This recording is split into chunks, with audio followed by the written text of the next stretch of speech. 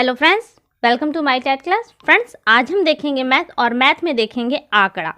आंकड़ों से related math में दो वीडियो हैं, जिसमें एक में है आंकड़ा और दूसरे में है आंकड़ों का निरूपण और प्रस्तुतिकरण। तो फिलहाल हम देखेंगे आंकड़ा। आंकड़ा किसे कहते हैं? अगर मैं अपनी भाषा में कहूँ तो एक निश्चित उद्देश्य, क्योंकि हम जब आंकड़े इकट्ठे करते हैं तो उनके पीछे हमारा एक उद्देश्य होता है। तो एक उद्देश्य के लिए विशेष गुणों से युक्त जो तथ्य हैं उनके संग्रह को आंकड़ा कहते हैं। अगर मैं यहाँ पे इसको पढ़ूँ तो यहाँ पे देखिए दिया है गुणात्मक या मात्रात्मक चर के मानों के समुच्चय को, क्योंकि जब हम इन संख्याओं को एकत्रित कर लेते हैं वो समुच्चय के रूप में हो जाती हैं, गुच्छे के रूप में हो जाती है, जिसे हम समुच्चय कहते हैं, को आंकड़ा या दत्त डेटा कहते हैं। आंकड़े मापे जाते हैं, एकत्र किए जाते हैं, रिपोर्ट किए जाते हैं तथा उनका विश्लेषण किया जाता है। और देखिए, आंकड़े अपने आप में सूचना नहीं होते। तो यहाँ दिया है विश्लेषण के पश्चात आंकड़ों को ग्राफ, छवि, इमेज और रूप के रूप में प्रस्तुत किया जाता है। जैसे पाई ग्राफ होता है, पाई चार्ट, दंडारेख। तो ये क्या है? हमारे इन आंकड़ों को निरूपित करने का एक चित्र है, जिसके माध्यम से हम इन आंकड़ों को दिखाते हैं। यहीं आगे हम पढ़े तो देखिए दिया है आंकड़े अपने आप में सूचना नहीं होते, वरन क्या है, उनका प्रोसेस किया जाता है, उसके बाद वो सूचना बनती है। जैसे हम का एक महीने का अगर हम दिन का टेम्परेचर नोट करें तो पर डे आपको अलग अलग टेम्परेचर मिलेगा। तो क्या है, अगर हमसे फिर कहा जाए कि पूरे साल का टेम्परेचर निकालिए, तो क्या आप एक एक दिन करके 365 दिन का टेम्परेचर बताएंगे? नहीं, ये क्योंकि ये आंकड़ा आपका गलत हो जाएगा। तो आप क्या करेंगे, इन आंकड़ों को एकत्र करेंगे और अब इसे आप 12 महीने के रूप में दिखाएंगे। तो आप एक महीने का यानी कि 1 से लेकर 30 तारीख तक में जो भी आपको आंकड़े मिले हैं, यानी कि जो भी टेम्परेचर, तापमान आपको मिला है, आप उसका औसत लेते हैं और उसे एक महीने के रूप में दिखा देते हैं।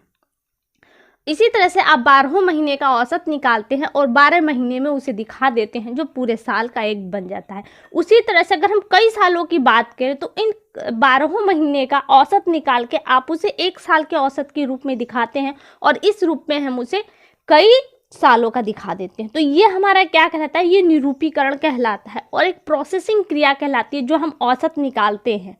ये औसत निकालना क्या है? प्रोसेसिंग क्रिया। और इस प्रोसेसिंग के बाद जो निकल कर आता है वो होता है हमारा सूचना। ठीक है, अगला दिया है किसी विषय के संबंधित आर्थिक तथ्य को समझाने में लिया जाता है, उन्हें हम आंकड़े कहते हैं। यानी कि आर्थिक तथ्यों को जब हम दिखा, क्योंकि जो भी तथ्य आपको देखिए दिखाना है वो अंकों के रूप में होंगे।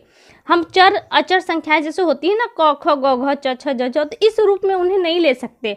अल्फाबेट में हम उसे नहीं लेके, जो भी संख्याएं होंगी हमारी अंकों में होंगी। ठीक है, आगे देखिए। अब देखिए होता है कि आंकड़ों के प्रकार क्या है। आंकड़ों के दो प्रकार है, एक है हमारा प्राथमिक आंकड़े और दूसरा हो जाता है हमारा द्वितीयक आंकड़े। अब देखिए प्राथमिक आंकड़े क्या है। अब हम जिन चीज़ों के माध्यम से आंकड़े एकत्र करते हैं वो हमारे लिए प्राथमिक है या द्वितीयक, ये देखना है आपको। तो पहले हम प्राथमिक आंकड़ों को जान लेते हैं। प्राथमिक आंकड़ों को एकत्र करने में खर्चीली विधि है, खर्च ज़्यादा आता है, बहुत ज़्यादा समय भी लगता है और साथ ही इन प्राथमिक आंकड़ों को एकत्र करने में बहुत ज़्यादा मानव इंसानों की भी ज़रूरत पड़ती है, क्योंकि जितना ज़्यादा आप इकट्ठा करना चाहेंगे उतने ज़्यादा मानव यानी इंसानों की ज़रूरत पड़ेगी आपको। वहीं पे अगर हम द्वितीयक आंकड़े की बात करें तो ये बहुत कम खर्चीली विधि है, इसमें समय भी कम लगता है और लोगों की संख्या जो है वो भी बहुत कम चाहिए होती है। अब प्राथमिक आंकड़े हैं क्या? देखिए, हम कहाँ से प्राथमिक आंकड़े, किन विधि से प्राथमिक आंकड़े एकत्र करते हैं? तो प्रत्यक्ष निरीक्षण के माध्यम से जो आंकड़े हमें मिलते हैं वो हमारा प्राथमिक आंकड़े होते हैं, क्योंकि ये आपके साधन हैं, ये जो दिए गए हैं ना, ये साधन, इनके माध्यम से जब आप आंकड़े एकत्र करते हैं तो वो आंकड़े आपके प्राथमिक आंकड़े कहलाते हैं। साक्षात्कार आप करते हैं तो इसमें आप देखिए बहुत सारे खर्च आएगा, वक्त लगेगा और सामने वाला व्यक्ति आपको वक्त कब देगा इस पर भी सब कुछ डिपेंड करता है। तो साक्षात्कार के बाद जो आंकड़े आपको अब मिलते हैं वो आपके प्रत्यक्ष आंकड़े होते हैं, प्राथमिक आंकड़े कहलाते हैं। प्रश्न सारणी वहीं अनुसूची, ये इन माध्यमों से आप जो आंकड़े एकत्रित करते हैं वो आपके प्राथमिक आंकड़े कहलाते हैं। अब हम आ जाते हैं द्वितीयक आंकड़ों पे।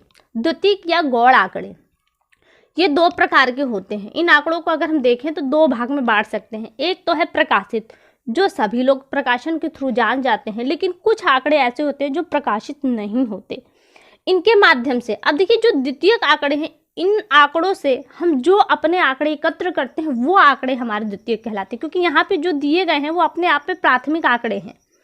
जैसे पत्र पत्रिका दिया है, आपसे एग्जाम्पल में प्रश्न में क्या पूछेगा, कोई सी पत्रिका का डाल देगा और पूछेगा कि ये किस तरह का आंकड़ा है, तो ये अपने आप में प्राथमिक आंकड़े होते हैं, लेकिन हमारे लिए ये द्वितीयक आंकड़ों के काम करते हैं, क्योंकि इनके माध्यम से हम जब आंकड़े निकालते हैं तो वो हमारा द्वितीयक, क्योंकि ये हमारे साधन हैं, द्वितीयक आंकड़ों के ये साधन हैं, और प्राथमिक आंकड़े जो प्रत्यक्ष रूप से जुटाए जाते हैं जो द्वितीयक आंकड़ों का आधार बनते हैं।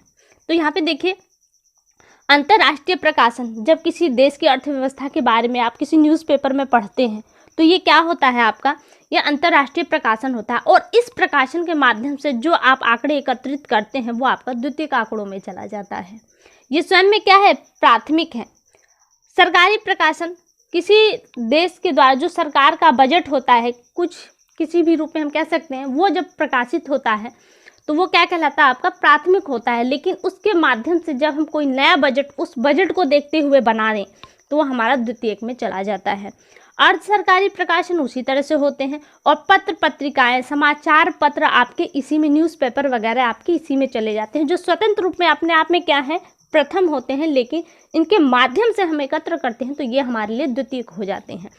अप्रकाशित स्रोत, देखिए अप्रकाशित में होता है जो ये ऑलरेडी प्राथमिक आंकड़े तो हैं लेकिन ये प्रकाश में नहीं आते, जैसे हम कहें सरकारी अभिलेख, बहुत से ऐसे अभिलेख होते हैं जिनका प्रकाशन नहीं होता, सरकार उन्हें डायरेक्ट बनाती है और उन्हें प्रकाशित नहीं करते, अपने पास रख लेती, स्टोर कर लेती है। अब इन जो प्रकाशित नहीं हुए, इनके माध्यम से भी अगर हम आंकड़ों को एकत्र करें तो वो हमारे चले जाते हैं द्वितीयक आंकड़ों में। निजी अभिलेख में जैसे आपके डायरी आती है, जो पत्र वगैरह होते हैं वो आपके निजी अभिलेख में चले जाते हैं, और ये भी प्रकाशित नहीं होते, ये अप्रकाशित होते हैं। ये खुद में तो प्राथमिक आंकड़े होते हैं, क्योंकि जिसने लिखी है वो उसके अनुभव पे, उसके किसी कारणों उसने उसको जुटाया है, तो वो उसके वहाँ तक तो वो अपने आप में प्रथम होते हैं, लेकिन हम जब इन पर डिपेंड होकर कोई नया आंकड़ा निकालते हैं तो वो हमारा द्वितीयक आंकड़ों में चला जाता है।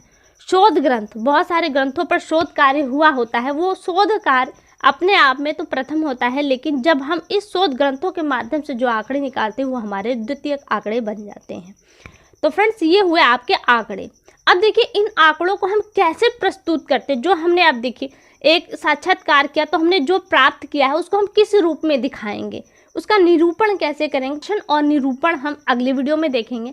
फिलहाल के लिए केवल इतना। ये आंकड़े आपको कैसे लगे एक बार हमें कमेंट करके ज़रूर बताइएगा। अगली वीडियो में आपसे फिर मुलाकात होगी, तब तक के लिए नमस्कार।